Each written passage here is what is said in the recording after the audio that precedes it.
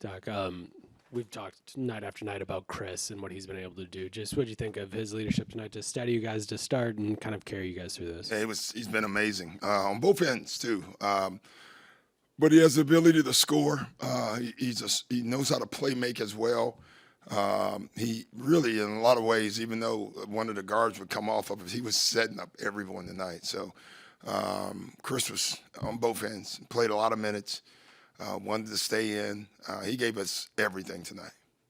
It felt like that third quarter kind of just belonged to Pat Bev and his playmaking. What do you see from him and what he's able to do to get in the lane? Yeah, we talked about it this morning. If we can set the right angles on the picks, and we told Malik and Pat Connaughton, whoever comes off, get to the paint. In film, they were just coming off to make a pass, and we were like, no, try to score, go downhill, get in the paint.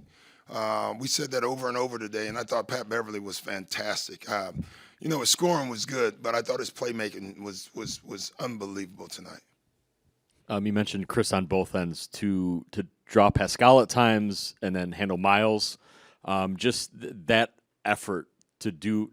I know he's been a two-way player, but it is a little different when you're also asking the guard bigger guys and two of their better. Yeah, what did they take the other night? Like 46 threes, and so we just decided we're switching everything. Even Brooke on Halliburton, we didn't care. And then we were going to rotate. What we didn't want to do is overreact to their twos. In the first half, I think they got 2 threes because I think Siakam got it in the paint. We swarmed them, and that's when I called the timeout. I said, listen, if Siakam's going to make those, good, right? He's a great player. He's going to make some shots, but we just couldn't overreact to how good he is. But I thought taking away their threes was huge for us tonight. They had such a big advantage on us in this series from that line, and tonight I think they made one more than us. That was really important. I guess sort of along those lines, when Chris picks up his fourth foul, Malik was the one now on Pascal at times. Yeah. But then he also scored all of his points in the second half. So sort of the lift that he provided to be able to do both. Malik was fantastic. He needed to see the ball go in. I needed to see the ball go in too for him. You could see him feeling it. We came out of the timeout and ran that play and got him another 3. We needed, it's funny. I think Rex said it this morning. We need just somebody else tonight to make some shots.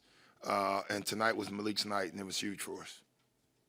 You ended up 10 in the rebounding margin and held them to just 5 fast break points. How crucial is it now going into these? It's huge. I mean, I think the switching helped there too, because in transition we wasn't worried about finding our man. We just told everybody, get back, find. We didn't care who you found. Just match up 5 and switch from there. And then when the shots come up, because you're on the inside now, we should be able to rebound tonight. And I thought our guys did a great job of it. I had asked you this, after the last game, but you guys are down your 2 best players. Was it a challenge at all to keep just morale and guys? No, from we had a very lively film session today. It was very positive, but it was very lively, and you can feel like the energy in the film and in our walkthrough. I didn't know we were going to win on that. You never know as a coach, But I did walk off the floor and I said, we're coming tonight. And I told our coaches that. I said, I don't know if we're going to win, but we're coming to play and win tonight. You can feel it. You can feel in the preparation how locked in. That was not a team walking through a walkthrough thinking this was it. That's a team thinking they can win, and it showed. And then just Bobby, given what happened in the last game, I was very proud of him. I don't know what that one skirmish was early. But one of our coaches said, grab everybody. I said, no, Bobby's calm. Bobby was calming everybody down, telling them to relax. So I'm thinking, this is good. But he played at such a good pace today, didn't get involved in any of the stuff, and dominated in a lot of ways for us. Doc, what did you learn about your team tonight? I don't know. It's a good question.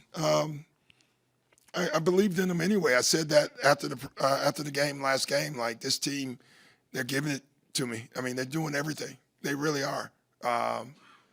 They're playing together. They know we're down men. They know they have to do it together. No one's trying to be the hero.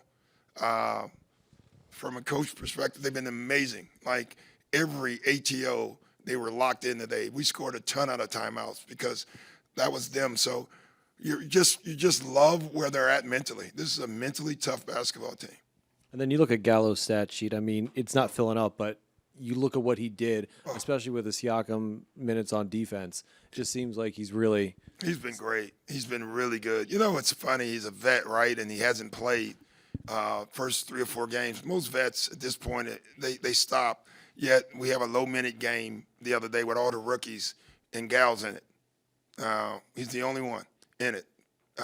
Basically saying, I'm going to stay ready. His defense was great, but having him on the floor as an extra ball handler with all their pressure has been great for us as well.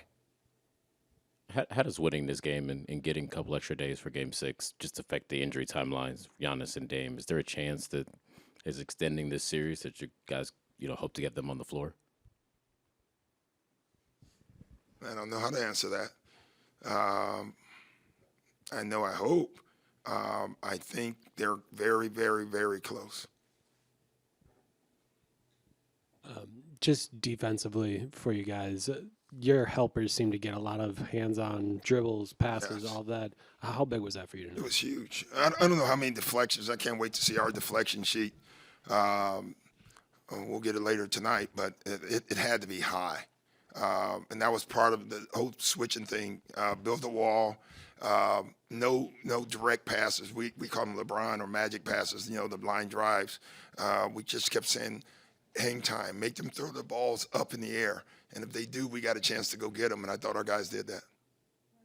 Can I go back to Bobby? That was such a big part of this series.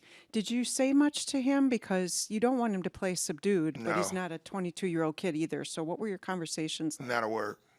He said something to the team today, which was phenomenal. Vin Baker, who has been invaluable for me on this staff, I called Vin and told Reverend Baker to go talk to him, and Vin did a great job there. He reported back and said he's good. He came in this morning and said some things to the team, and I told all our coaches, don't say another word to Bobby. Let him. He's in a good space. Leave him alone. So he was great, and I agree with. He's a vet, so you can over talk it. And I was concerned about him going the other way, being passive. So that was why the first play was for him. We were like, get him now. So. You mentioned very, very close for Giannis and Dame. What do you guys need to see out of them the next few days? I actually don't know. I know this. I stay out of that part of it. I'm just going by. I know they're both working out tomorrow, and we'll see. I mean, it'll be the first time Dame's on the floor, so there's a chance he can walk on the floor and just not be ready. There's a chance he can walk on the floor and feel better. So the rest will be good for us, and it'll be good to get him back if we can.